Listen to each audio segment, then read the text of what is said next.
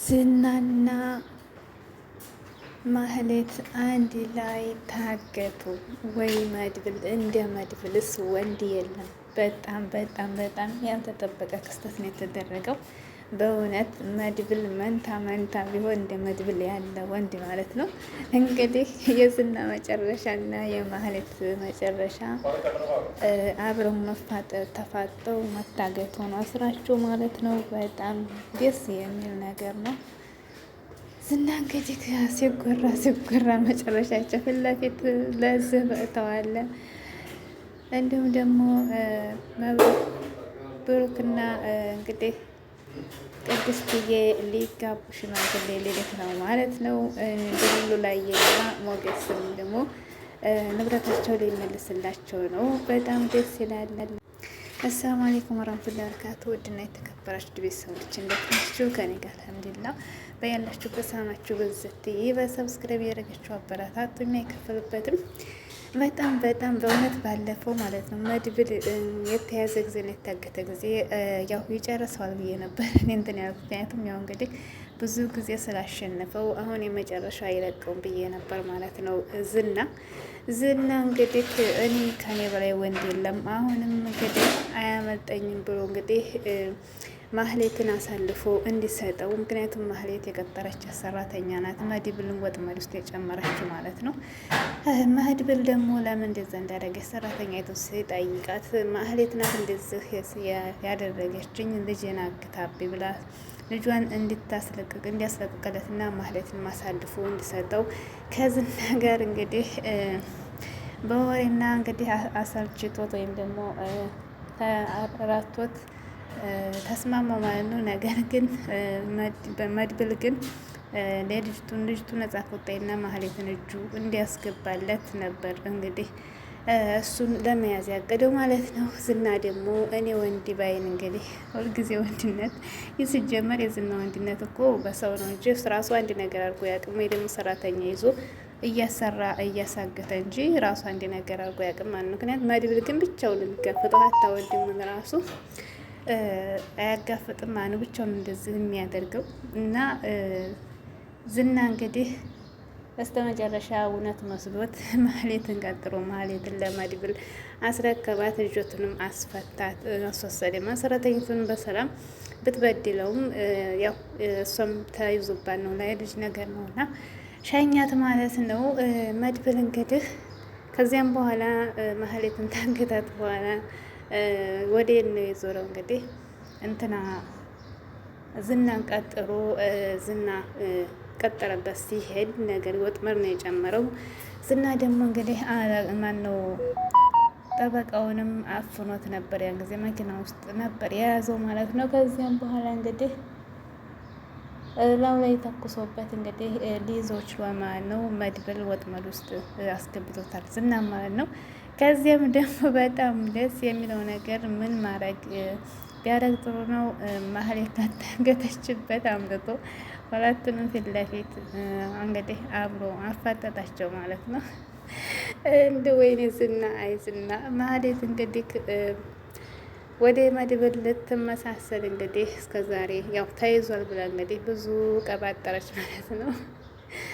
አይ የዝና ነገር በጣም ከባድ ነው። በጣም ከሚባል በላይ ነው እንግዲህ ዝና በጣም የተናደደው ከመናደድማ ተስፋ ቆርጧል። ነገር ግን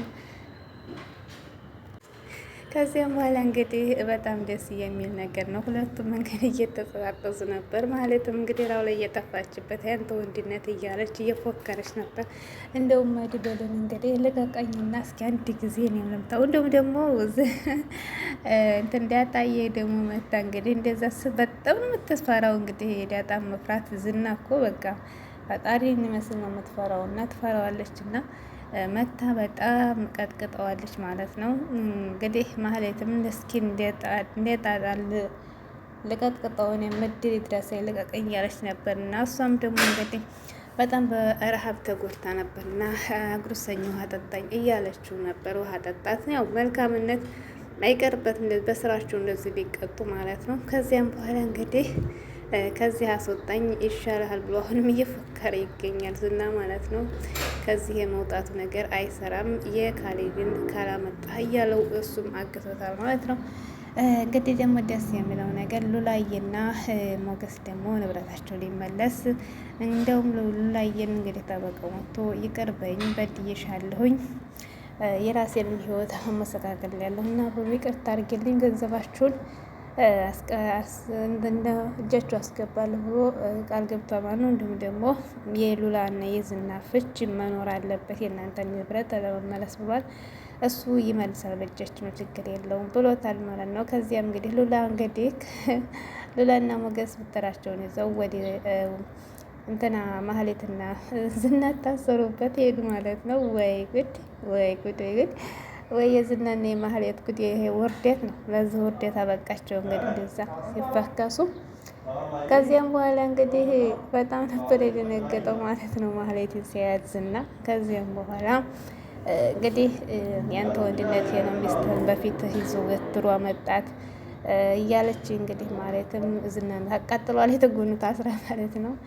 በስንት ጊዜ ሚስቴን አየኋት እያለ አንተ ጨካኝ ሚስት አይደለሁም እያለች እንግዲህ ሉላም ልትመታው ነበር። እንዲሁም ደግሞ ሞገስም እየመታው እየደበደበው ነበር። አሁን አውረድ ከእሷ ላይ ውረድ እንግዲህ ሚስቴ ናት እንጂ ሚስትህ አይደለችም አሸንፍ ያለሁኝ ፈርም እያለው ነበር ማለት ነው። እንግዲህ ሰማንያዋን እንዲያወርድላት ማለት ነው። ከዚያም በኋላ እንግዲህ ምንም ተስፋ የለውም ዝና እንግዲህ በስተመጨረሻ ሁሉም ነገር በአንድ ጊዜ ተስፋ የሚቆርጥበት ነገር ነው የተሰራው። እድሜ ለመድብል ወንድ ነው በእውነቱ ወንድ ማለት ነው።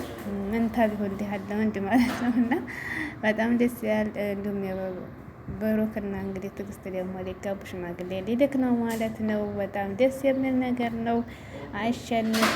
አሸንፈዋል እነ መድብል ማለት ነው።